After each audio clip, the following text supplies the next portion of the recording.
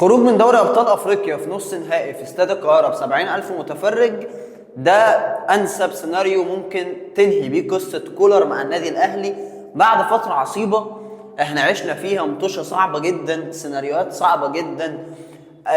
كل ماتش الاداء بيبقى اسوأ من اللي قبله عشان خاطر الاهلي يودع دوري ابطال افريقيا على ايد سان داونز باسوأ شكل ممكن في اخر دقيقه، اللي هو السيناريو اللي انت بتحبه شيل بقى معلم، عشان خاطر كولر يتقال، محمد رمضان يتقال، سامي قمصان يتقال، كل دول بيسيبوا الفريق قرار متاخر قوي.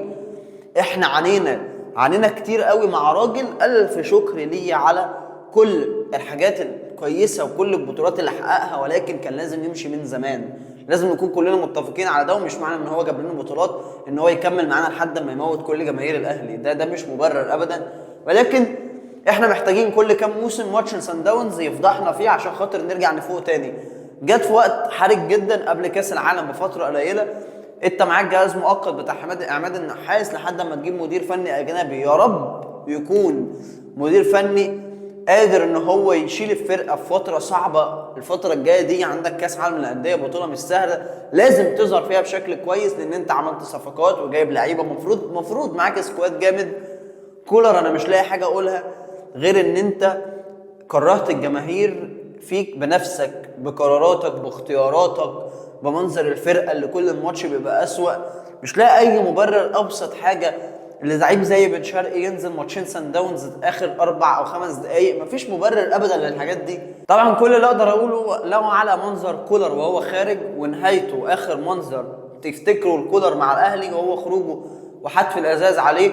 ملخص الموضوع ده، اللي عمل كده ده لا يمت بصله لجماهير الاهلي، ولا هي دي اخلاق جماهير الاهلي.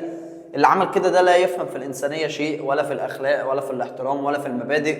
ده ما عداش قدامه التربيه على ما اعتقد عشان خاطر يعمل كده مع بني ادم قبل ما يكون مدير فني.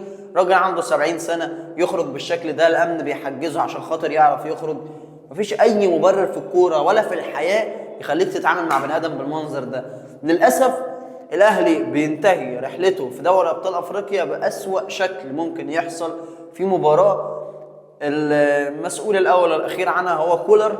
اللعيبه يعني الراجل بوظ الفرقه، فعليا بوظ الفرقه وكان لازم يمشي من زمان. ولكن الحمد لله اكيد الاهلي ليه عوده، وان شاء الله الفتره الجايه يحصل تغيير. ويعني ما تضايقش نفسك، احنا كده متعودين على السيناريوهات بتاعت سان داونز دي، مش حاجه جديده. سلام.